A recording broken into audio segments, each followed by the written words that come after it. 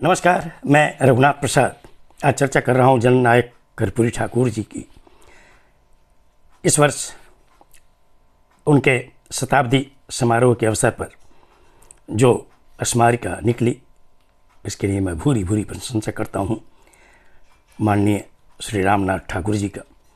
और इस में जो लेख हैं बहुत लोगों के लेख मैं जनता और युवा पीढ़ी के विचारार्थ उनको समझने के लिए, देखने के लिए मैं बारी बारी से डाल रहा हूँ।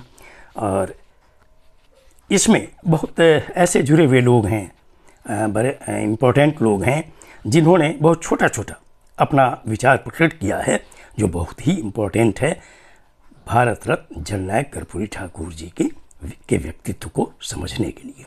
हमारी युवा पीढ़ी अगर इस बात को समझेगी कि कर्पूरी जी क्या थे, कर्पूरी जी जैसे नेता हजारों हजार वर्षों में कभी कभी आते हैं, तो कुछ महत्वपूर्ण लोगों के मैं विचार को रखना चाहूँगा। डॉक्टर रामवचन राय ये प्रख्यात साहित्यकार हैं और वर्तमान समय में बिहार विधान परिषद के उपसभापति भी हैं। दिन रात राजनीति में रहते हुए साहित्य, कला एवं संस्कृति में उनकी कितनी गहरी अभिरुचि थी, उनके समीपी लोग इसे जानते हैं। दिनकर और गे की कविता से लेकर रविशंकर के सितार और बिस्मिल्लाह की शहनाई तक का स्वर उनके मानस में झंकृत था। राम किंकर की छेनी और हुसैन की कूंची के वे कायल थे। तारकुंडिया से लेकर जेडी सेठी तक से मानवाधिकार एवं अर्थव्यवस्था के मसलों पर वे साधिकार विचार विमर्श करते थे।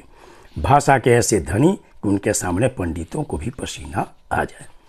श्री सुरेंद्र किशोर प्रख्यात साहित्यकार, अभी भी उनके लेख आते रहते हैं विभिन्न अखबारों में। ये श्री कर्पूरी जी के निजी सचिव भी रहे। कर्पूरी ठाकुर ठोस खबरों के भंडार थे क्योंकि वे आम जनता के बीच रहते थे। श्री अरुण रंजन ये वरिष्ठ पत्रकार हैं। नरसंहारों पर आज घन गर्जन कहाँ है एक मामूली गरीब पर एक बड़े नेता का दीर्घ पत्र लेखन। आज तो राज्य में एक ढंग का क्षत्रिय नेता भी नहीं रह गया है। तब क्षेत्रीय आधार पर राष्ट्रीय कदकाठी का वैसा राजनीतिक कहाँ से पैदा करेगा बिहार। श्री शिवानंद तिवारी जी ये समाजवादी हैं, राज्यसभा में भी रहे, बिहार में मंत्री भी रहे। कर्पूरी जी के रहने पर बिहार के हर कोने पर यह एहसास रहता था कि कहीं कोई अन्याय हुआ, जुल्म हुआ तो यह एक ऐसा आदमी है जिसके दरवाजे पर पहुंच जाने पर मदद करने वाला, प्रतिकार करने वाला मिल जाएगा। श्री मणिकांत ठाकुर ये भी वरिष्ठ पत्रकार हैं। अपना प्रदेश का चप्पा चप्पा स्पर्श करता हुआ बस्ती बस्ती पांव पैदल पहुंचकर गरीबों पिछड़ों के दुख दर्द सुनता हुआ वह आम आदमी का प्रतीक चिन्ह कर्पूरी जब तक बिहार के किसी जन नेता या नेतृत्व कर्म में नहीं लौटेगा तब तक इस शून्य की भरपाई मुमकिन नहीं होगी।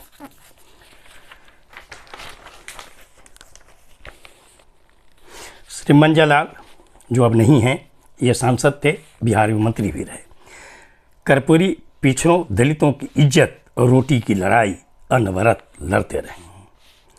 श्री अब्दुल बारी सिद्दीकी जो अभी मुख्य सचेतक हैं मुख्य विपक्षी दल के बिहार विधान परिषद में, ये लंबे समय तक बिहार में मंत्री रहे हैं और कर्पूरी जी के ये आप्त सचिव भी रहे। ये अलग बात है कि उनके यहाँ बुद्धिजीवी, पदाधिकारी, डॉक्टर और मास्टर से लेकर व्यापारी भी पहुँचते थे, पर उस भीड़ में भी कर्पूरी जी की नज़र उन बेजुबानों पर चली जाती थी जो अपनी बात ठीक से व्यक्त नहीं कर पाते थे। वो उनकी बातें सुनते और समझते थे और कार्रवाई करते थे। वैसे लोगों को पहले कुर्सी पर बिठाते थे।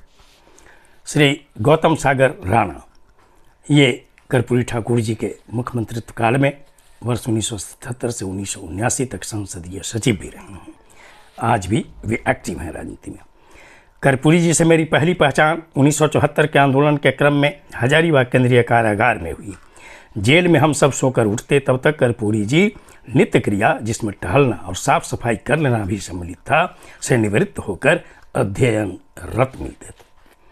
श्री रामनाथ ठाकुर बड़े पुत्र और अभी केंद्रीय मंत्री, वे अन्य कई लोगों की तरह अपनी सबसे बड़ी चिंता का विषय अपने परिवार को नहीं मानते थे। एक प्रकार से उन्होंने अपने परिवार का जो अर्थ हमें समझाया था वह परंपरा से बिल्कुल हटकर था। पहले हमने पूरे गांव को ही अपना परिवार समझा, फिर पूरा सूबा ही हमारे परिवार की तरह हो गया। पार्टी के कार्यकर्ताओं से लेकर गांव के आम लोगों तक सब हमारे परिवार के सदस्य की तरह हो गए। न तो हम अपने को उनसे अलग मानने की भूल करते और न तो वे अपने को अपरिचित कहने की बात सोचते। श्री दीनानाथ मिश्र, वरिष्ठ पत्रकार, राजनीति के अपराजेय योद्धा कर्पूरी जी उन कुछ गिने चुने लोगों में से थे जिन्होंने राज्य में रहकर राष्ट्र की राजनीति को प्रभावित, आंदोलित किया। श्री सच्चिदानंद समाजसेवी, उनके राजनीतिक जीवन और आचरण का मेरा अध्ययन बताता है कि अपने सिद्धांत कर्म में मार्क्सवादी या गांधीवादी होने की अपेक्षा बुद्धिजीवी अधिक थे। सामाजिक विद्रोही होते हुए भी वे उग्रपंथी नहीं थे। वे लोकतांत्रिक तरीकों से समाज में बुनियादी परिवर्तन के हिमायती थे। श्री सुरेंद्र किशोर जी ने एक और बात कही, जिस प्रदेश की राजनीति का मूल आधार कैश, कास्ट और क्रिमिनल हो, वहाँ कर्पूरी ठाकुर की सफलता को एक राजनीतिक आश्चर्य ही कहा जा सकता है। आज इतना ही। ये वीडियो आपको अच्छा लगा हो तो निश्चित तौर पर लाइक करें, शेयर करें। अब तक मेरे चैनल को आपने सब्सक्राइब नहीं किया तो सब्सक्राइब करें, बेल आइकन को टच करें ताकि मेरे हर आने वाले वीडियो का नोटिफिकेशन आपको तुरंत मिल जाए। आप सभी लोगों के लिए शुभकामनाएं। धन्यवाद।